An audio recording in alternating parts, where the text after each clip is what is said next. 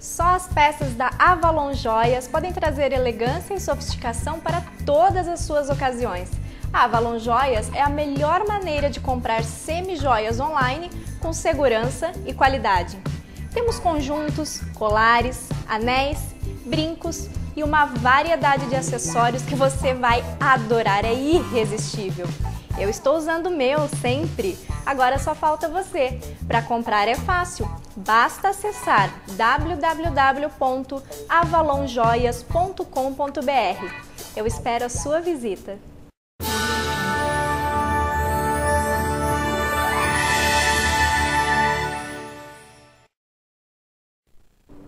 No começo do século XX, Stefan Zweig visitou o Brasil pela primeira vez. Ele diz que, a princípio, não esperava encontrar nada de surpreendente. Ao chegar, se encantou com a beleza natural e a alma do povo brasileiro. Fez deste país a sua moradia e a sua história de vida. Ele escreveu o maior clássico estrangeiro sobre a terra dos papagaios, Brasil, país do futuro. Crescemos com essas palavras cravadas no peito e tentamos realizar a profecia. Mas será que conseguimos? Finalmente o Brasil se tornou o país do futuro? Estamos em 2014, ano de eleição presidencial. Você já escolheu o candidato que vai construir o futuro do país por mais 4 anos? Paulo, boa noite! Boa noite! Vamos falar sobre esse nosso país lindo, maravilhoso, terra do samba, do Brasil fantástico, nosso país do futuro. Terra do samba para muita gente, para mim não. Não, como não? É o que a gente exporta de mais bonito, mulheres. Não, mulher tudo bem, samba, mas não. A nossa cultura, a nossa alegria. Mulher tudo bem, mas samba nem o carioca samba mais. Mas você não gostou do Brasil ser conhecido como a terra dos papagaios? Terra dos papagaios. Isso aí é o Stefan Zweig influenciou muito minha geração. Influenciou não só a sua, né, Paulo? Eu acho que todo mundo que teve... Influenciou muito a do meu pai também. Influenciou muito, eu sei pelos meus professores, influenciou muito também. Meu pai, esse texto, esse livro do Stefan Zweig, Brasil, País do Futuro, ficou na cabeça do meu pai, né? E eu, na minha escola também. Eu já não sou mais uma pessoa que vai ver o futuro, né? Eu sou uma pessoa que estou vendo o futuro, né? O futuro para mim já aconteceu, né? Eu estou no meu futuro, né?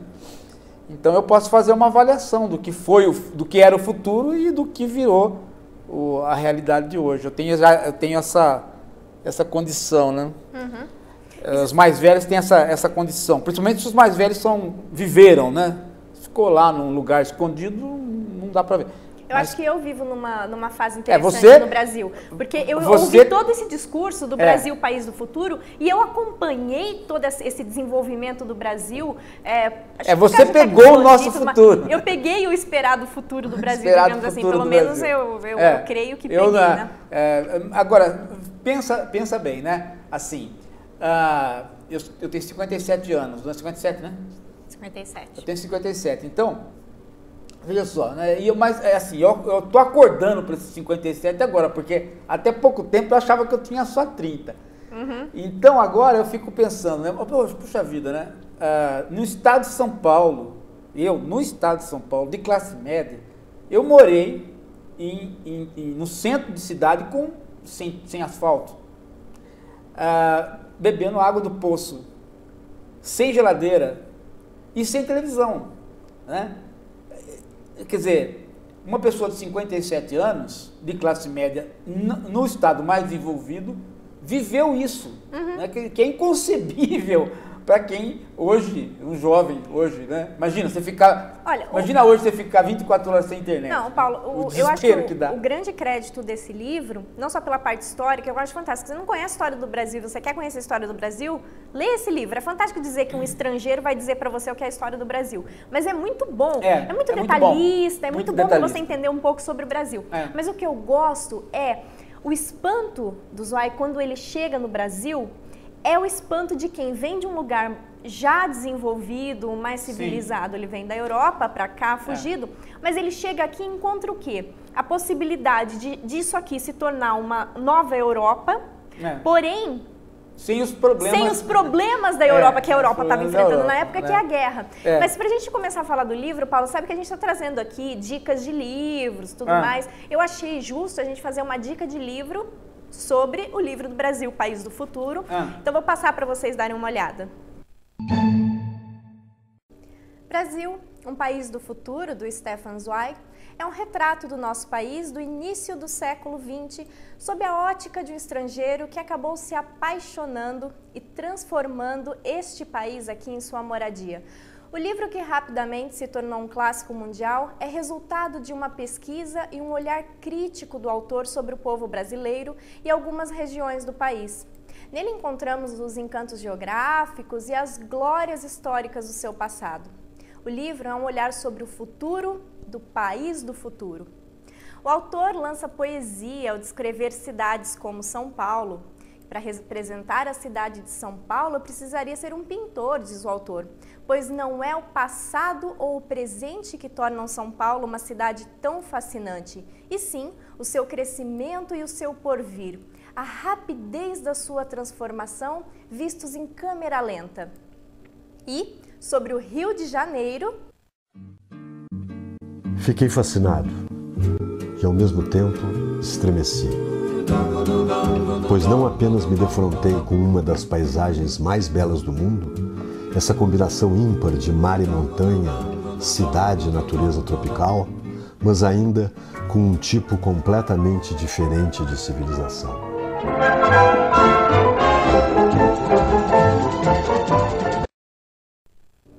Se quiser saber mais sobre a obra, você pode acessar gratuitamente o livro pelo link abaixo. Espero que tenha gostado. Obrigada e até a próxima dica de leitura do Hora da Coruja. Ficou bom, Paulo? Ficou bom, gostei do Stefan Zweig. O Stefan Zweig tem uma... Quer dizer, nós na escola, quando nós falávamos do Stefan Zweig, a gente tinha uma ironia maldosa, né? Porque o Stefan Zweig, sempre quando o professor dava aula sobre o Stefan Zweig, os professores tinham aquela ironia característica de professor da área de letras, né? Então sempre eles falavam assim: o Stefan Zweig escreveu o livro O País do Futuro e em seguida se matou. É porque é trágica essa história, não realmente, né? Mas ó, veja pelo lado... Mas ele não se matou, obviamente, por conta do Brasil. Mas ele se matou no País do Futuro, já tá melhor do que ter sido morto no país do passado. Ele se matou, obviamente, porque ele era um judeu, né? E viveu todos os dramas da guerra, e ele já veio para cá, né? Com uma depressão forte, e foi um bom escritor, um excelente escritor. Eu gosto de ver o que ele lista, porque, exemplo, quando você diz um país é o país do futuro, por que ele é o país do futuro? Né? O que significa isso? Quer dizer, o que você espera de um país para que ele seja um país do futuro? Ele faz ele faz uma longa viagem, né, pelo Brasil. Faz uma longa viagem pelo Brasil. E ele vai descrevendo. Mas eu acho que a melhor descrição dele não é dos lugares... A melhor descrição dele é a descrição comparativa entre São Paulo e Rio. Acho que ele é o primeiro, né? Ele é o primeiro brasileiro que nota esse contraste. E ele pega São Paulo ainda como uma cidade que é menor que o Rio, né? E ele saca logo, né? Ele percebe logo que vai haver essa dualidade São Paulo-Rio, e essa dualidade vai comandar o país, e ela vai dar duas características distintas para o país. E isso é tão verdadeiro para o Brasil, né? É tão cara do Brasil isso, que a Rede Globo, que é a nossa unificação, né? A ditadura militar usou da Rede Globo para unificar o país, para tornar o país unificado, mais unificado, né? O Brasil era uma república federativa, os Estados Unidos do Brasil, né? Depois passou uma república federativa mais unido, né? E a ditadura teve essa programação, e a Rede Globo fez esse papel para a ditadura e continua até hoje. Mas a Rede Globo tentou se regionalizar uma época, né? Ela tentou fazer mas a regionalização dela vingou apenas no jornal. Você veja que ela voltou a unificar, e ela unifica entre São Paulo e Rio. Ela faz uma novela a respeito de São Paulo e uma novela a respeito do Rio. Quando ela tenta sair desse eixo, ela repete São Paulo e Rio no outro eixo, né? Ela não consegue, e o Brasil é muito isso que ele sacou, né? Ele sacou exatamente, né? Agora... Não, mas eu acho que o que ele quis dizer que o Brasil é o país do futuro, e por que aqui seria o futuro e não em outros lugares, e foi por causa dessa importância que ele dá para o cidadão brasileiro. para o homem brasileiro. Né? Ele diz que, ao contrário de outros países, o brasileiro ele é pacato, ele é uma pessoa que consegue resolver os problemas. Ele está na época da ditadura, inclusive o livro foi muito contestado, porque como pode dizer tão bem num país que está vivendo na ditadura? Ele fala assim, não, mas que ditadura? A ditadura daqui é muito branda. Para quem viveu na guerra, eu imagino que na verdade, o Brasil nunca enfrentou o que é chamado de ditadura fora do Brasil, raramente é uma ditadura. Em geral, é um totalitarismo. Sim. Né? A União Soviética foi um totalitarismo, a Alemanha nazista foi um totalitarismo, o Franco na Espanha.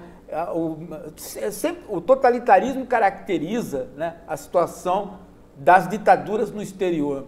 E mesmo na América Latina. O Brasil não conhece o totalitarismo. O Brasil conhece períodos de autoritarismo e de ditadura. Mas o totalitarismo o Brasil não conhece. O Brasil nunca teve um abafamento de todos os setores políticos, de todos os setores sociais. Né? Nunca teve isso daí. Como outros países viveram. Como outros países viveram. Né? O que dá essa característica do brasileiro. Mas o que eu estava dizendo para você é que Brasil, país do futuro, para o Stefan Zweig, e nisso ele acertou, é que ele não consegue tirar o comparativo Rio-São Paulo.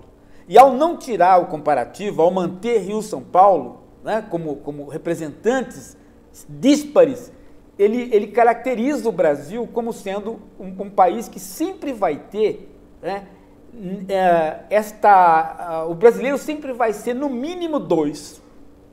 Né? O brasileiro vai ser múltiplo, mas ele sempre será no mínimo 2. E esse no mínimo 2 não é o mínimo 2 do americano, o sul e o norte.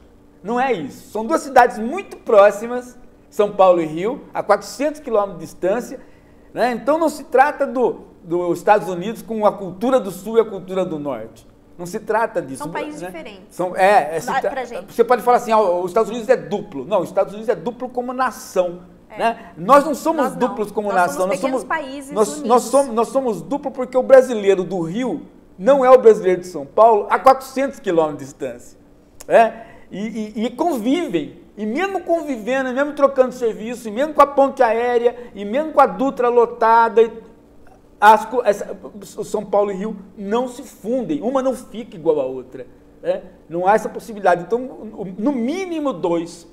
Né? No mínimo 2. Esse no mínimo 2 que é interessante no Stefan Zweig, porque a descrição que ele faz do Rio e São Paulo é uma descrição que você reconhece até hoje. Isso é ótimo. Eu também você reconhece, se você olha aquilo, você fala assim, como é atual? Ele está falando de São Paulo hoje. No entanto, São Paulo é uma cidade provinciana. Ele está falando do Rio hoje. No entanto, o Rio era uma capital provinciana. Né? Como que as características ficaram, Ficaram marcantes, né? Ele nota claramente que o Rio é geografia e São Paulo é história. Né? Ele nota bem isso. Né? É verdade. E você acha que essas características do Rio e São Paulo, que a gente coloca como, o Rio é um país onde o carioca é malandro, quer dizer, ele tem aquele jeitinho, o paulista é trabalhador e tá se preocupando. Isso ficou por causa do livro dele? Porque eu tenho a impressão que a gente adotou isso depois... Não, lógico que o livro dele teve essa influência na literatura e no exterior. Mas o livro dele não teve essa influência para além da realidade. Quer dizer, não foi um preconceito. Não, foi um conceito. Ele lançou esse conceito e o conceito era bom, porque isso de fato ocorreu. Nós tentamos quebrar isso. Né? A retirada da capital do Rio de Janeiro foi uma tentativa de quebrar isso. Né? Fazer o Brasil ser mais do que Rio e São Paulo. Mais do que Rio e São Paulo. E deu errado. Né? Deu errado para o Rio e deu errado para o resto. Né? O Brasil perdeu com isso, o Brasil não ganhou. Né? O Brasil não ganhou nada com isso. O Brasil não ganhou tendo Brasília. Essa que é a verdade. O Brasil não ganhou tendo Brasília. Muitas vezes a gente fala assim, mas o lugar não era desenvolvido, agora é. Isso é uma bobagem, poderia ser desenvolvido com outra coisa, não precisasse a capital. O Juscelino Kubitschek não é... O dinheiro gasto com isso. O Juscelino Kubitschek não é esse herói da política que os mineiros gostam de falar. Né? Porque... Não, o Juscelino Kubitschek, além de levar a Brasília para lá e deixar o Rio de Janeiro numa situação deplorável, o Juscelino foi responsável pela maior inflação que nós tivemos, né? E que detonou o golpe de 64. Exatamente. A gente tem que ver que tem as E, consequências. aliás, o Juscelino não foi o democrata que dizem que foi, porque ele apoiou o golpe. Paulo, o Fernando Terra fala que seria o Brasil apenas um país no futuro, e não do futuro, como a gente fala. Não, ele é o país... por um acaso, agora, o presente do qual a gente está vivendo é esse futuro? Para minha geração, só se a pessoa for muito maluca ela falar que não, né? Para minha geração, para a geração do meu pai, que não viveu tudo isso aí, já faleceu, para o meu avô, mas que estão em mim, né? Que estão em mim, né? Porque eu sou muito essa família, né? Sou muito produto dessa... Né? A gente conversava muito de política, de história, então eu não sou uma pessoa que caí no mundo sozinho, né? Então eu noto que assim, eles veriam isso como o país do futuro mesmo, né? São Paulo integrada com metrô, né? O Rio sem metrô, eles, né? Recebendo eventos, São Paulo recebendo eventos, né? O Rio recebendo a gangue, né? O Brasil ser visto internacionalmente como um país que tem alguma coisa a oferecer.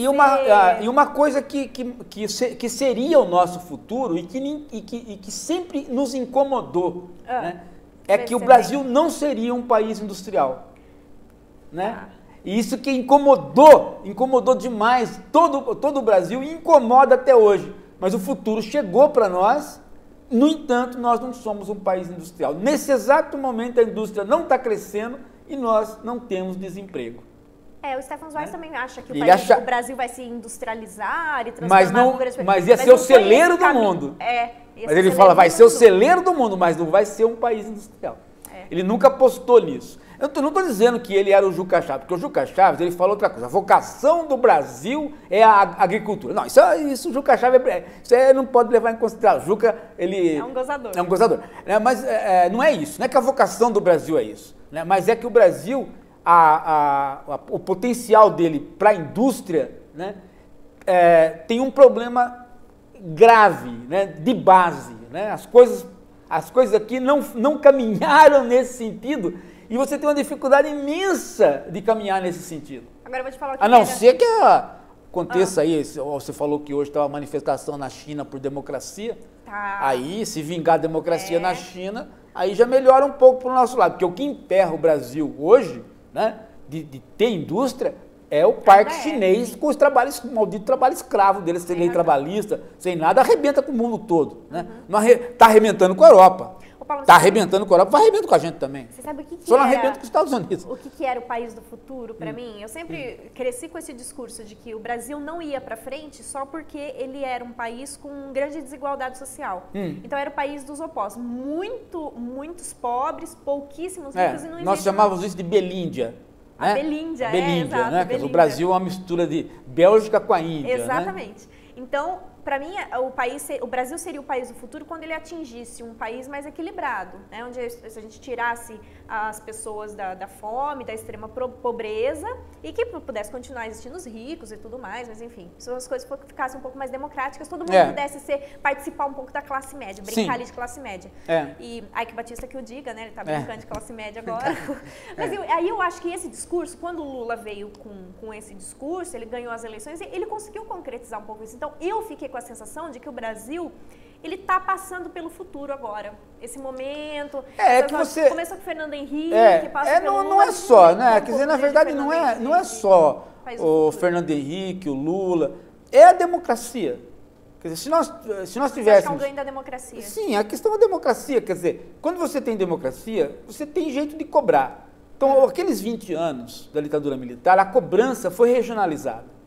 Então, as cobranças ficaram municipais, cobrar o prefeito, cobrar o vereador, e Brasília lá longe. Então, você teve uma ditadura com Brasília longe, a capital longe de todo mundo, né? E mais uma ditadura. Então, você tem um período onde as cobranças não avançam. Agora, de 85 para cá, as cobranças são contínuas, né? Você não tem nenhum período na história do Brasil de 85 para cá que você tem a Avenida Paulista sem manifestação. Né? Todo dia tem manifestação. As pessoas querem as coisas, né? Agora, não querem as coisas que nós intelectuais queremos. Não, lógico. Ora, né? Eu, por exemplo, eu quero muita coisa na área de cultura que a população não quer. Eu posso fazer o quê? Não posso fazer nada. Mas o que eu posso fazer é ir na internet brigar lá com as pessoas. Mas o que a gente pode fazer é tentar um pouco de transformar esse país num país rawlsiniano, digamos assim, né? Quer dizer, dar oportunidade para todos, porque as pessoas são diferentes. Quer dizer, a democracia tem que oferecer isso, não é oferecer o socialismo, que é o igual para todos, não. É oferecer oportunidades para que as pessoas, nas suas diferenças, consigam conquistar aquelas coisas que elas querem, que são coisas diferentes. Né? Nós temos... esse ano, Paulo, 2014, ano de eleição para presidente, para senador, para governador e para deputados. É um ano em que a gente ainda está escutando papos de presidenciáveis sobre o socialismo, de que a democracia não está bem e que a gente devia ter um país socialista. Mas na verdade esses pequenos partidos, a nossa democracia se americanizou rapidamente, né? Todo mundo pensava que ela ia se tornar uma democracia europeia, com vários partidos, movimento trabalhador. Não está acontecendo isso. Nossa democracia ela foi caminhando para uma americanização. Nós temos uma bipolarização que não se rompe. Você veja agora, né? A Marina entrou. Então, finalmente vai acabar o bipartidarismo. Não acabou, por quê? Porque a plataforma da Marina foi muito semelhante à do Aécio, ela caiu para a direita. Aí o PT voltou à esquerda. Quer dizer, volta a funcionar os republicanos e os democratas, assim, entre aspas, né? Quer dizer, então a nossa democracia não é uma democracia que se tornou europeia. A nossa cultura é europeia, mas a nossa democracia caminhou mais americanizada. E os pequenos partidos de esquerda, eles vão ficar pequenos partidos de esquerda, como eles são nos Estados Unidos. O Partido Comunista ali, outro partidinho ali e tal, e tal, e tal. Por quê? Porque uma boa contribuição para a democracia. Olha, por exemplo, a boa contribuição no debate. Né? No debate como e no o que eu defendo, o Eduardo Jorge. Não, no debate e no parlamento. Né? No parlamento, você pega excelentes deputados de esquerda no parlamento. Sem dúvida. Agora, você não pode pôr um cara desse no executivo. Por quê? Porque no executivo, as propostas que ele tem não dão conta do dia a dia. Eles não dão conta do dia a dia. O PT aprendeu isso. Aprendeu que as propostas do PT à esquerda, no dia a dia, não funcionam. Então você tem que rever. Por exemplo, vamos supor aqui os conselhos populares da Irundina na cidade de São Paulo. Né? Ela tentou fazer os conselhos populares e fez. Funcionou? Funcionou. Mas funcionou como era para funcionar? Não funcionou como era para funcionar. Como funcionou? Não sei. Né? Quer dizer, os conselhos populares funcionaram. Quer dizer, a participação dos bairros, através dos conselhos, aconteceu. Mas não aconteceu aquela revolução que se esperava que acontecesse. Da mudança do IPTU. Não aconteceu. Né? Certo. Então, seria isso aquilo, por exemplo, uma votação do plano gestor. Os planos gestores. Entendi. Toda essa democratização de base não ocorreu. E aí muita gente se frustrou com isso. Né? Se frustrou com isso. Mas tem que entender que as coisas num país como o nosso, elas não funcionam sem negociação. Né? O Monteiro Lobato, é preciso muito... O Stefan Zweig é bom para entender o Brasil se você ler junto com o Monteiro Lobato, porque são duas figuras. O Stefan Zweig vem para o Brasil e o Monteiro Lobato sai do Brasil e volta. Então, eles trazem um contraponto. O Monteiro Lobato fala um negócio que é muito interessante, que é o seguinte. Ele fala exatamente o que o Stefan Zweig está falando, mas ele fala de uma outra perspectiva que é preciso ter um cuidado danado para falar, porque senão as pessoas, hoje em dia, fazem bobagem. É aquela história que ele fala assim, que os Estados Unidos, ao menos teve uma clã, né, o KKK, né? Porque ele falou assim, ao menos teve isso. As pessoas, ele é racista. Por que ele está falando isso? Ele está falando assim, nos Estados Unidos, quando o branco não quer o negro, pelo menos ele briga. Né? E aqui não acontece a briga. Né? Então, do ponto de vista, o Monteiro Lobato não está mandando brigar, ele está comparando as duas culturas. Né? Ele está fazendo de uma maneira aquilo que o Stefan Zweig falou, né? Há aqui uma maneira de resolver os problemas que não são as maneiras que os outros resolvem. Então eu acho, Paulo, que seria mais ou menos o que o Maicon Marta está falando. Só para te falar uma coisa, o Brasil nós até brincamos aqui, e em parte é verdade, é um anão diplomático, né, como o Israel falou. Mas o Brasil tem uma resposta para isso também. Né? E o governo deu a resposta. Né? O Brasil é o único país que tem relações diplomáticas com todo o mundo. Você pode falar que merda, porque isso, tendo relação com todos, não pesa. Mas tem uma característica nisso que precisa ser lembrado, que é o fato de conseguir fazer isso. É verdade. Né? O fato de conseguir não é fazer que isso. A gente é o único né? a ter isso. É o único país significa que... alguma coisa isso. Por exemplo, essa pisada na bola que a Dilma deu aí, né? Agora, esses dias, né? E que ela está tentando voltar atrás. Essa de ir lá dizer que o ataque americano... dos terroristas. Nos terroristas lá, né? Quer dizer, por que ela foi levada a isso? Ela foi levada a isso porque ela foi com aquela perspectiva de condenar todo e qualquer ataque militar. Só que nesta hora, ela não deveria ter falado isso. Ela deveria ter ficado quieta. Porque nisso ela defendeu o terrorista. Porque o caso do terrorismo, esse tipo de terrorismo não é aceito por ninguém, muito menos pelo mundo árabe. Né? Extrapolou qualquer coisa, né? Não tem ninguém apoiando esse negócio de... Né? Então ela não devia ter falado isso. Mas ela já chamou aí o diplomata para ver se põe panos quentes, porque realmente a fala... Né? E tem um pouco de anti-americanismo também na nossa diplomacia, aí é bobagem. Mas o Michael Marta, Paulo, ele fala, boa noite, gostaria de ouvir um pouco sobre o jeitinho brasileiro. Seria uma herança da nossa colonização e da formação do povo brasileiro? Esse jeitinho, de alguma forma, impede que o Brasil realmente seja o país do futuro? No sentido otimista de desenvolvimento pleno? Mas olha, vem cá. Stefan Zweig, ele tenta fazer essa história do Brasil para tentar chegar nisso, para tentar dizer... Ele mostra que o país do futuro justamente por causa disso. Essa mescla de a invasão dos holandeses, a invasão, primeiro os portugueses, tentativa dos espanhóis gerando esse brasileiro. Ele não recria aquilo que os sociólogos conservadores recriaram, que é o homem gentil. Ele não faz isso, o brasileiro é o homem gentil. Não faz. Ele não faz isso, o que ele faz é outra coisa. Ele diz que a maneira como as negociações aqui se dão, pode ter violência, mas elas se resolvem, elas passam. Né? Há uma contagem do tempo no Brasil. O Brasil conta o tempo. Então, o Brasil conta o tempo significa o quê? Há um perdão, há um esquecimento, há um passar por cima das coisas. Né?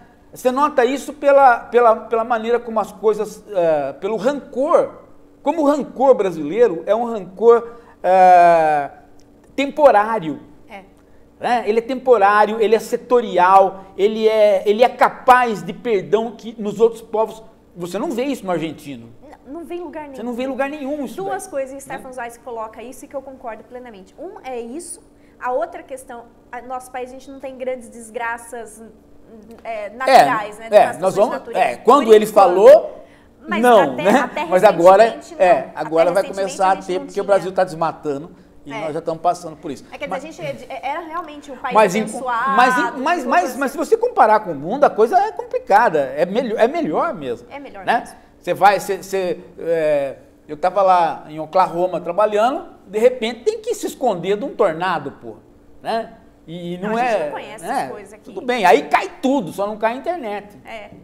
É verdade. Agora a gente estava falando sobre democracia e socialismo. Aqui cai a primeira internet. É a primeira coisa. Sobre democracia e socialismo, quando a gente estava conversando, Paulo, eu falei isso porque eu separei um vídeo para a gente conversar sobre política, sobre as eleições agora e sobre o socialismo. Deixa eu só falar com você. Todas as utopias do trabalho, né, a sociedade do trabalho gerou utopias do trabalho. Né? Então, a sociedade do trabalho é uma sociedade do século XVIII e XIX, é a sociedade do trabalho. Essa sociedade gerou o quê? Uma utopia de como organizá-la melhor. O que significa o quê? Ela sendo uma sociedade do trabalho, a utopia dela é organizar o trabalho melhor, de maneira que você tenha uma vida melhor. Essas utopias, elas perderam o fôlego. Nenhuma delas tem fôlego energético. O nazismo não tem, o comunismo não tem, o socialismo não tem, a social-democracia não tem, o neoliberalismo não tem, o anarquismo não tem, o liberalismo social de tipo americano também não tem. Não empolga, ninguém mais se empolga pelas utopias vindas do século XIX e que passaram o século XX. Elas estão aí, a população vota, uns têm plataforma, uns falam uma coisa, mas empolgar não empolga mais. Ninguém mais abraça o neoliberalismo, ou a social-democracia e bate no peito, ou o comunismo e bate no peito. Essas posições vindas do século XIX e XX todas elas calçadas na maneira como você organiza o trabalho e não na maneira como você organiza a felicidade. Primeiro organiza o trabalho e depois o que sobrar organiza a felicidade. Todas essas utopias, que são utopias históricas, elas são diferentes da utopia clássica porque elas tentam se efetivar, elas não têm mais energia. Isso daí é uma coisa clara para nós. O Habermas escreveu isso em 1989. O Habermas escreveu isso em 1989, saiu aqui no Brasil na revista do SEBRAP, né, o fim das energias utópicas da sociedade do trabalho. E agora, de 89 para cá, a gente nota bem isso, que o Hort também escreveu sobre isso, nota bem como que realmente é isso. Tá tendo eleição, os candidatos estão aí, mas ninguém se empolga pelo discurso doutrinário deles. Pelo discurso doutrinário, não. Não tem uma doutrina, o sujeito é anarquista, então ele está sendo levado adiante. Não, isso morreu, está morto e não tem um projeto de substituição doutrinário. Então tá. Paulo, eu vou fazer comentário disso, mas depois que a gente assistir o vídeo, porque vai ter o meu comentário tem uma conexão com o vídeo que a gente vai falar sobre o vídeo da Luciana Genro no Danilo Gentili. Vamos ver. Eu gosto dessa palavra, utopia. Eu acho que a utopia concreta é aquela, são as possibilidades reais que estão latentes na realidade, mas que ainda não se realizaram. E a gente tem que acreditar nas utopias, porque senão a gente vai sempre se conformar com o presente tal qual ele é. Nós precisamos lutar para que as utopias se realizem, lutar pelos sonhos, para que eles se tornem realidade. Ok. Você disse que não é a favor do stalinismo e tal, que não se viu ainda o socialismo ser colocado em prática, embora Cuba, China, Camboja, todos esses, Coreia do Norte, todos esses lugares horríveis, estavam ali seguindo Marx. Talvez Marx... Não estava seguindo Marx, não. Coitado do Marx. Mas você acha que... Se talvez... revirava na tumba cada vez que falava o nome dele. Mas não acertaram uma, hein? Não. Que sujeito ruim para se comunicar. Não acertaram uma, hein? O pessoal sempre interpreta ele errado, hein? E o capitalismo, tu acha que acertou alguma? Não, acho que é bem mais.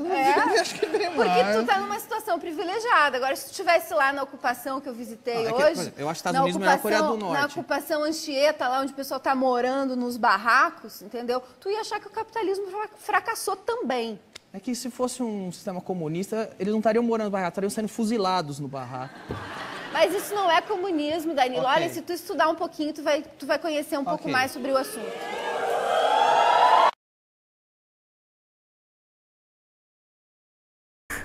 Ficou marcado, né? Rolou na Ficou. internet, tudo. Quer dizer, você estudar um pouquinho, tá merecendo isso, mas não... Danilo Gentili estudando seria uma coisa, né? Estranhíssima, né? Mas imagina o Danilo Gentili estudando, né? Lendo, não é o né? caso, né? Não é o caso, não tem... Deixa cada um na sua área, né? Não tem essa possibilidade, né? Não tem a letra, o livro, esse mundo não permite chegar no Danilo Gentili. O próprio livro, vendo ele, correria, né? O livro falando, eu não quero ser pego por esse cara. Esse vídeo gerou duas discussões na internet com igual fervor, da direita e da esquerda, os que defendem a Luciana e os que defendem o Danilo Gentili, né? Tentando dizer que o discurso foi bom para um lado, foi bom para o outro, né? O que você achou dessa conversa? Não, é uma conversa de maluco, né? Uma conversa que ninguém está conversando, né? A população brasileira não está conversando sobre isso. É uma conversa de dois bobacas, dois bobos, né? A Luciana por entrar, né? Ela por entrar nesse jogo dele, de conversar esse assunto com ele, né? E ele por ser um cara que está ganhando dinheiro por fazer esse tipo de jogo aí, né? Se ele fosse um humorista qualificado, ele não estaria fazendo esse tipo de coisa, que é uma babaquice, ninguém está conversando sobre isso. O socialismo não está em questão no Brasil, né? E ninguém está lutando pelo capitalismo contra o socialismo no Brasil em lugar nenhum do mundo, né? Nem lugar nenhum do mundo. Só, né, onde tem socialismo hoje no Brasil? Né, não tem nada a ver. Esses países que ele citou aí não são nem comunistas, socialistas, não são nada. Eles são ditaduras de pessoas. Né? Se alguns desses lugares têm chamado Partido Comunista, isso não significa absolutamente nada, né? Não funciona absolutamente nada em termos de socialismo. Né? A China, por exemplo, hoje é um capitalismo de Estado, né? Isso aí é o seguinte, assim, me parece que isso daí é uma como é que eu diria assim, quando uma coisa sobra, né? Quando acontece uma coisa e sobra, é um resto, né? Isso é um resto, né? Isso é um resto do que aconteceu nos anos 70, 60, Com sobrou. saudosismo, então Não, sobrou. São jovens que não sabem do que estão falando. Nem a Então, Luciana, nem sentido, ele. Paulo, São você ficou jovens que sabendo? sobraram, eles não viram nada e sobraram. Você ficou sabendo que teve um texto que fala que... Leram? É assim, ó, falou em resposta, né? Quer dizer, quando você estuda, Luciana, você deixa de ser de esquerda. Teve um texto que ele é do Flávio Morgenstern. E nesse texto, o que eu achei que ele fala de bom é o quê? Essa questão de que, realmente, quem estuda, não tem... Quem está estudando faz isso que você falou agora há pouco, quer dizer, leu Marx, entendeu tudo que é o socialismo, não tem esse discurso mais que a Luciana tem, que alguns partidos de esquerda têm. Até porque quem leu Marx sabe que o Marx nunca escreveu absolutamente nada sobre socialismo e comunismo. Exato. São frases completamente utópicas, né? Pequenas, pouquíssimas. O Marx é um analista não do capitalismo, ele é um analista da produção teórica do capitalismo sobre o capitalismo. Ele faz uma crítica da economia política. Ele pega os livros de economia política e faz uma crítica da economia política. Ele faz uma crítica teórica da teoria. E com isso ele tira elementos filosóficos e econômicos. Agora, quando ele vai falar de sociedades futuras, ele põe em termos poéticos. E aí escapa completamente do campo filosófico, ele descreve em termos poéticos. Por exemplo, o homem no comunismo será o homem verdadeiro que vai de manhã pescar, à noite ler, de tarde vai poder desenvolver as suas potencialidades. Aí sai completamente do campo teórico e ele passa a funcionar poeticamente. Então não tem o que reclamar do Marx. Agora, o marxismo... Aí é uma outra conversa, uma doutrina que ganha das outras doutrinas em hegemonia e vai fazer uma oposição política. O discurso fica aquela tentativa assim de falar, olha, o capitalismo não é coerente, ele prega uma coisa e faz outra, né? Como se assim, o socialismo, não esse Marx que usaram aí, o meu Marx. Aí começa também. Aí pelo lado dela começa isso, né? Quer dizer, o socialismo é coerente, ele quer o bem de todos, né? Mas aí eu lembro daquela frase do filósofo Emerson, que ele fala que só os imbecis são coerentes, né? Sim, uma coisa... o Emerson, americano, filósofo, né? Só os medíocres e os mesquinhos são coerentes. São coerentes. Né? Acho que cabe bem nesse contexto, né? Essa frase. Sim. Né? Agora, você veja, o fato disso não ser importante... Né? É desprezível? Não foi isso que eu disse. Não é importante, mas não é desprezível. Por quê? Porque à medida que ela falou para ele que se ele tivesse numa outra condição, ele iria pensar diferente, aí sim, aí tem um lado importante da coisa. Aí é que a filosofia entra e pinça e fala assim, não, nessa conversa completamente desatualizada, completamente fora do mundo, completamente maluca, tem um elemento importante que ainda vale a pena ser resgatado pela filosofia. Qual? O fato de que nós olhamos o mundo a partir de situações concretas da qual nós vivemos. Isso continua sendo uma verdade. Né? Então, se você está numa posição, né, se você está aqui embaixo, você olha para cima, você vê de uma coisa, e quem está lá em cima olha para baixo. Sim. Então, isso é uma verdade. Isso é uma conquista do marxismo? É uma conquista do marxismo, mas também é uma conquista do Rousseau, é uma conquista até do Tocqueville, é uma conquista de outros teóricos também que mostraram que nós enxergamos o mundo a partir de situações sociais distintas. Isso é uma conquista das ciências sociais, isso não pode morrer. Isso o Danilo não consegue entender. Isso ele não vai entender porque não tem estudo, e ela pode entender porque tem estudo. Né? Aí muda um pouco a conversa. Entendi. Então, a hora que você vai fazer um trabalho de filosofia com os estudantes e vai apresentar um vídeo desse, você despreza essa conversa tola, mas você pinça, né, o elemento de visão classista que ela ensina para ele. E isso ainda vale. Né? E se ela pegar esse elemento, desprezar a doutrina e trouxer esse elemento para o debate com os outros candidatos, aí ela põe uma questão importante. Né? Mas ela não consegue fazer isso. Por quê? Porque ela não consegue. Porque a hora que ela começa a fazer isso, a doutrina a chama para os velhos pressupostos. Exato. E ela se sente traindo a doutrina. né? E esse medo de trair a doutrina que faz com que ela não avance. É como os feministas, né? Elas poderiam fazer um discurso não abortista, mas quando elas começam a fazer um discurso não abortista, elas têm medo que soe como antifeminismo. Como soando antifeminismo, como se elas estivessem traindo uma causa do feminismo. Aí elas retornam. Elas têm que absorver isso sem Todo querer. mundo funciona assim. Todo mundo funciona assim. Né? Você pode ser você, a hora que você começa a se libertar de uma coisa, você sente que você está traindo aquilo ali e você retorna. Você não se deixa ser livre, fazer aquilo que a Descartes falou aqui, que o Nietzsche ensina a fazer. Experiências com o pensamento, né? Ser experimental com o pensamento, né? O Nietzsche deixa você fazer isso. Ele fala, experimenta pensar dessa maneira. Ah, não vou fazer isso, não posso experimentar. É perigoso. Por quê? Não, experimenta. Experimenta com o pensamento, né? Nós temos muito medo de fazer experiências com o pensamento. Eu gostei de um texto que você fez no blog hoje ou ontem. Lembrando pro pessoal, vocês sempre podem, não só podem, como devem se comunicar com a gente pelo blog do Paulo, que é o giraldelli.pro.br, por e-mail, aqui pelos e-mails da TV, aqui pelo programa Direto ao Vivo eu estou recebendo várias mensagens, pode conversar com a gente. Lá no blog você fez um texto falando dessa... que a questão da política não era tão importante assim, quer dizer, é algo recente. Você, para poder se dizer inteligente, para se dizer uma pessoa ligada no mundo, você tem que dizer que você entende de política, gosta de política. Isso vem um pouco do Marx.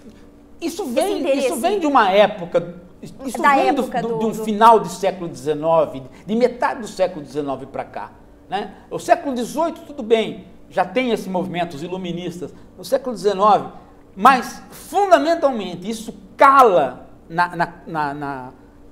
justamente no seu ponto final. Quando isso acaba, é quando ele chega no seu ápice, e o seu ápice é mais de 68. É a hora que todo mundo, para ser intelectual, tem que ser posicionado politicamente, obrigatoriamente. Ninguém faz um discurso intelectual que não seja o discurso sobre o poder, sobre a polis, sobre a organização da polis. Isso é mais de 68. Mas ao mesmo tempo que você tem isso em mais de 68, quando você tem o final de 68, que é o cume disso, ao mesmo tempo isso vai se esvaindo. Você começa a perceber que a política não é o elemento mais importante da vida moderna. Porque a vida moderna é muito mais plural do que a organização da cidade. Né? Se preparar para organizar a cidade é uma coisa, mas ela não é tudo. E ela não faz ninguém mais ou menos inteligente porque comanda a cidade. Ninguém fica mais inteligente por ser politizado. Ao contrário, começa a aparecer o quê? Começa a aparecer a volta de situações onde as pessoas podem ser inteligentes sem precisar serem politizadas, sem precisar pensar na organização da cidade, sem precisar entender de economia da cidade, sem precisar saber quais são os partidos de esquerda ou de direita. Quer dizer, a vida começa a ganhar é diferente de você ser um alienado do mundo. Completamente diferente. Ninguém está dizendo isso. Não está dizendo. Ser politizado não deixa de ser um saber. Deixa de ser um saber. Você não pode chegar para uma pessoa e falar assim, olha, eu sou uma pessoa culta porque eu sei sobre o poder. Os caras vão falar assim, não, você não é uma pessoa culta, você é uma pessoa politizada, mas não é culto. A partir de 68, isso começa a reaparecer.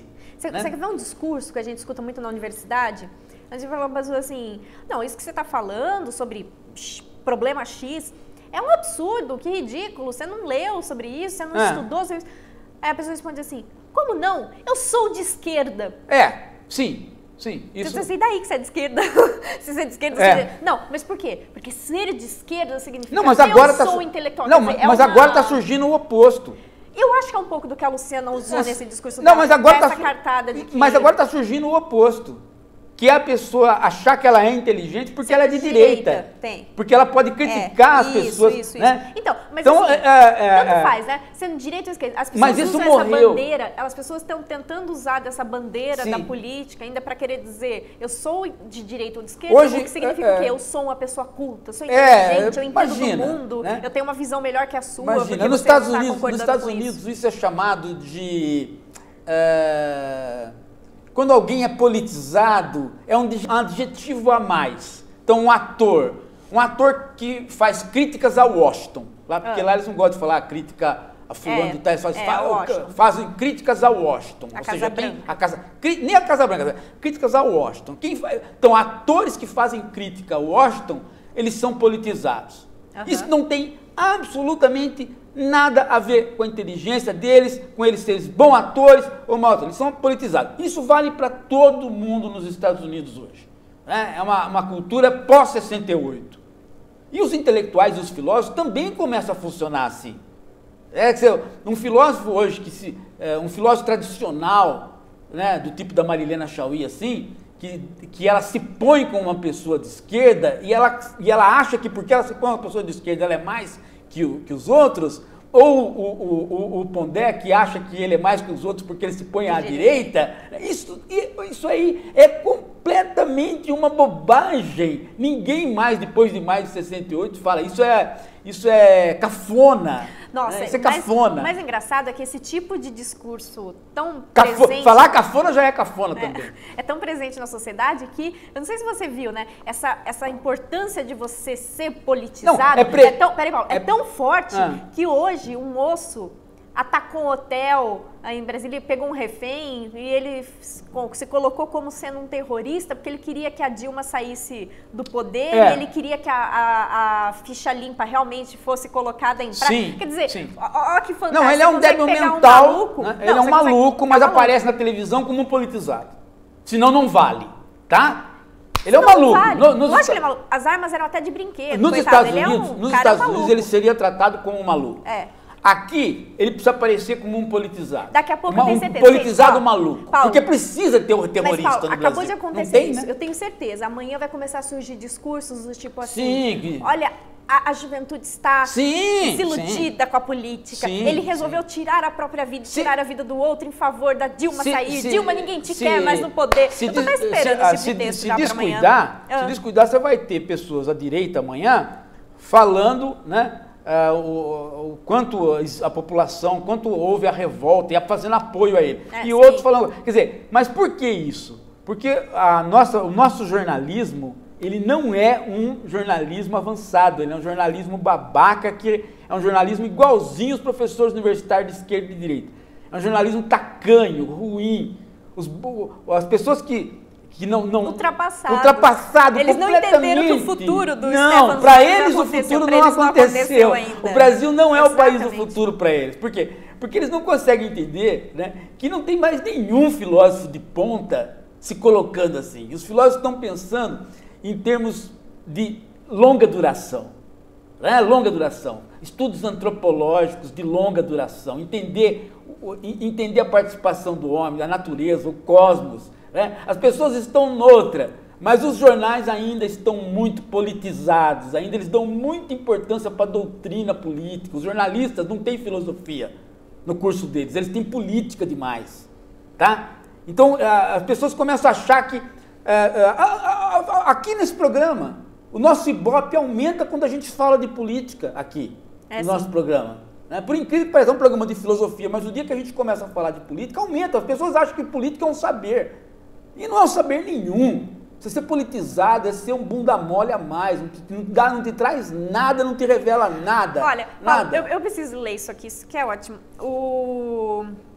O Vitor, falando nisso de participação, tá bombando aqui o nosso site, depois eu vou comentar aqui sobre o que as pessoas estão falando, mas o Vitor Nogueira fala que uma coisa que é ótima, que fala isso pra Luciana Genro. Ó, Luciana, escutem. Ele fala que o capitalismo é igual ao sexo, não resolve todos os problemas, mas é a melhor coisa que já inventaram até agora. Mas não é não.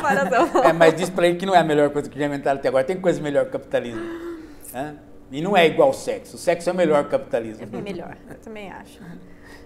Paulo, a gente estava... E há capitalismos e capitalismos, né? Esse que as pessoas também não querem entender, esse né? é o problema, né? Elas falam o capitalismo, né? Todo capitalismo é uma bobagem, né? Não tem... uma coisa é você estar sob o capitalismo paulista e outra coisa é o capitalismo, né, de quem vem para São Paulo para trabalhar aqui, eu acho que lá é do mais Nordeste, ou menos né? o que a Luciana tentou explicar para o Danilo Gentili, né? Quer dizer, você está olhando de baixo, está olhando de cima, tem diferença. O capitalismo chinês não é o capitalismo americano. As pessoas acham que você pode pegar uma categoria como capitalismo e aplicar em todo lugar. Né? Mas o Stefan Zweig faz uma uma tentativa de prever o futuro, desse país do futuro. Ele fala que só uma coisa pode dar errado no país. Eu acho que é mais ou menos no sentido de que a Yasmin e o Jordan estão falando aqui para mim nas mensagens, que é essa passividade do brasileiro se transformar numa acomodação. Mas eu acho que ele não fala passividade, o Stefan Zweig, Ele não fala passividade, por isso que eu pensei... Na verdade, ele fala em atividade, é uma maneira de solucionar problemas que os outros não têm, né? Ele não é uma passividade, não é o homem gentil dos conservadores. Então, mas ele usa uma palavra para isso, que agora eu não estou lembrando. Ele fala assim... Não é o jeitinho brasileiro. Não confunda a produção, não pode confundir o livro do Stefan Zweig com a história do jeitinho brasileiro, porque não é, né?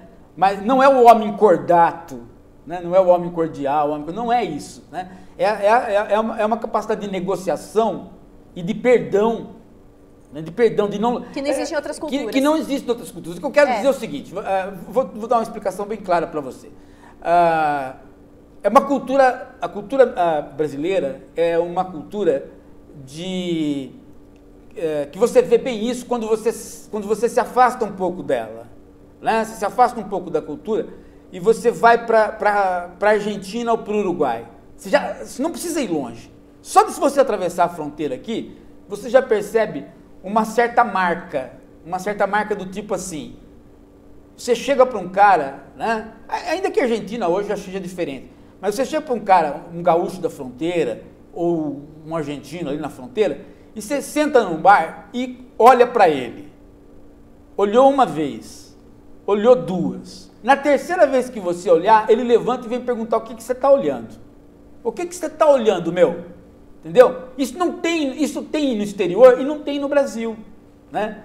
Às vezes você está olhando para as pessoas aqui em São Paulo, você pode encarar 20 vezes que ninguém vai levantar lá. Mas se você pega uma pessoa no exterior, você tem ainda isso. Você tem um provincianismo, né, que vem das relações feudais europeias, que é o senhor chegar, né, e não permitir que o outro olhe para ele, o não senhor, né? Aqui, essas coisas se diluíram rapidamente. As coisas não avançaram para essa situação. Né? Não avançaram para essa situação. É importante ter isso, né? É importante ter isso em mente, né? Que essas coisas não avançaram para... Você está num país onde não teve feudalismo, portanto você não... O senhor feudal é diferente do senhor de escravos. O senhor feudal, ele não deixa você olhar nos olhos dele porque ele julga você. Ele faz a lei. O senhor de escravos, ele não faz a lei. Ele tem uma propriedade, que é o escravo, mas a lei está feita já pelo Estado. Então, é diferente. É diferente. O negro pode olhar nos olhos. Né? Ele pode olhar e pode apanhar, mas ele pode olhar. Agora, na Europa, o servo não pode olhar, e ele sabe que ele não pode olhar, e ele não olha nos olhos do Senhor. Isso dá uma marca completamente diferente para a cultura da América e para a cultura da Europa. Completamente diferente. Né? Paulo, o livro do Stefan Zweig, ele recebeu algumas críticas de que eu não concordo, vou falar para você, ver se você concorda, que ele seria uma espécie de utopia, né? No sentido de que ele não faz um prognóstico que vai ser o país no futuro, de que ele vai ser o país do futuro, mas no sentido de que o Brasil, tentando criar aqui no país, quer dizer, um cara que fugiu da Europa ali durante a guerra, ele chegou aqui e tentou criar nesse país, ver esse país como se fosse uma utopia, ou seja, um país perfeito onde a guerra do qual ele participou e do país onde ele foi expulso não seria reproduzida aqui. Né? Você vê como isso ou não? Não, porque isso pode... O Stefan Zweig não é um visionário. Ele não é um visionário, ele não é um bobo. Né? Ele não é um bobo. Vou dar um exemplo para você, a seguinte coisa. Nós tivemos aqui, você não tinha nascido ainda, muitas das pessoas que estão assistindo estão participando do nosso negócio aqui, não tinham nascido. É a Guerra dos 6 Dias, né? Israel e os árabes. Né? Eu me lembro dos meus colegas árabes, completamente árabes, tinha família no Líbano, na minha sala de aula. Eu me lembro dessas pessoas falando o quanto elas estavam torcendo por Israel. os coleguinhas de classe, o quanto que elas entendiam que Israel tinha sido traído, né? Os árabes atacaram, estavam se preparando para massacrar Israel. Porra, bicho! E elas falavam isso nas suas casas, para os seus pais. Então, isso... Ó, você tem uma ideia, você falar isso em qualquer outro lugar do mundo, toma um tapa na boca e vai embora de casa. Com certeza. Mas aqui era permitido falar isso. E os pais, muitas vezes, pais que eram libaneses, não tinham problema com isso. Né? Então eu assisti muito essa coisa, né? Não é a tolerância, mas é a situação de estamos noutro lugar. Estamos noutro lugar. Estamos noutro lugar significa o quê? Não vamos criar o inferno de onde nós viemos. Exatamente. Eu acho que o Brasil tem essa característica. Não vamos criar o inferno. São tantas culturas. E muita gente que passava o inferno lá, passou o inferno aqui, mas mesmo assim tentou construir algo. Isso é diferente da migração americana. Por quê? Porque a migração americana, os Estados Unidos teve uma migração muito repentina. Então ele fez uma triagem na migração. A nossa migração não tem triagem. Todo mundo chegou a hora que quis porque não foi uma leva grande. Não foi uma leva grande, foi uma leva pequena e aos poucos. Né? Então não houve a triagem. Nos Estados Unidos, quando foi uma leva grande, houve a triagem. Aliás, tem um filme esses dias que a gente foi assistir, onde mostra bem essa triagem. E a triagem faz com que você crie grupos. Então você vai para aquela colônia, fica naquela colônia. O Brasil não. O Brasil, as próprias colônias, não são colônias, não foram colônias fechadas. Né? Qual o filme que a gente assistiu? Nossa, tentando lembrar alguma coisa em Nova York. O Imigrante. The Immigrant. Não, o Imigrante é o nome em inglês, digamos assim, The Immigrant, mas eu não lembro o nome da tradução. Foi um filme fantástico. É com o Joaquin Phoenix. É com o Joaquin Phoenix. Coloca no Google para vocês, mas aqui é excelente. Mas você sabe o maior argumento que eu acho de que contra essa ideia de que o livro do Stefan Zweig é uma utopia, uma tentativa dele criar aquilo que ele não teve na Europa, é o próprio suicídio dele. Sim. Né? Ele nunca teria se suicidado se ele tivesse criado para ele que aqui era a utopia, que aqui era outro país da realização. Ele não tinha essa ilusão com o Brasil. Ele cria essa situação, não se decepciona, mas ele está carregado pela Europa. Ele está carregado pela situação europeia. Né? Ele está, mas ele deixa um bom legado aqui pra gente, aqui no Brasil. Sim, porque esse livro é uma obra fantástica. Uma pessoa que é um estrangeiro fazer uma obra sobre o país. Até pouco tempo era um livro que caía nos vestibulares, né? Sim, ainda cai? Não sei, mas na escola e na aula de história é um livro essencial de leitura, né? Eu quero agradecer a participação de todo mundo. Choveu mensagens aqui hoje, como o Paulo fala, quando a gente conversa de política, chove mensagem. Quero mandar beijo para todo mundo, Vitor, a Melissa, Adriano, Thomas, Jerry, a Mariana, o Maicon. A gente não dá tempo de ler ao vivo de todo mundo, mas a gente sempre lê as mensagens. E lembre-se, eu tenho 2 avisos, Paulo. O CEFA, que é o nosso Centro de Estudos em Filosofia Americana, vai fazer um encontro do filósofo Sloterdijk, que é o nosso segundo encontro, do dia 5 ao dia 8 de novembro, certo? E no dia 9 de novembro a gente faz um encontro, o primeiro encontro sobre literatura também. A gente vai a gente vai chegar a livro, lido já, a gente vai só comentar o livro Morro dos Ventos Uivantes. Então, se quiser saber mais informações sobre o CEFA e tudo mais, entra lá na página do CEFA, cefa.pro.br, ou entre em contato com a gente. Tem sempre curso lá, tudo totalmente gratuito, como a Hora da Coruja aqui. É isso, Paulo? É isso. Então tá bom, gente. Agradeço a participação e segunda-feira que vem, porque agora é de segunda-feira, viu? Segunda-feira que vem, ao vivo. Chega de falar terça. Chega de falar terça. Segunda-feira que vem, ao vivo, tem mais Hora da Coruja. Até lá.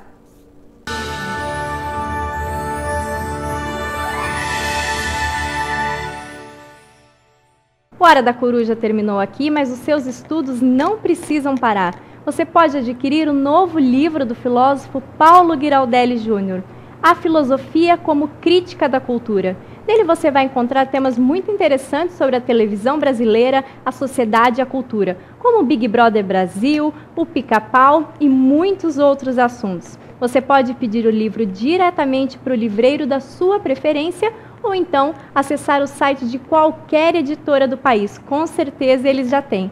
Só falta você ter esse livro, não é mesmo? Então compre já!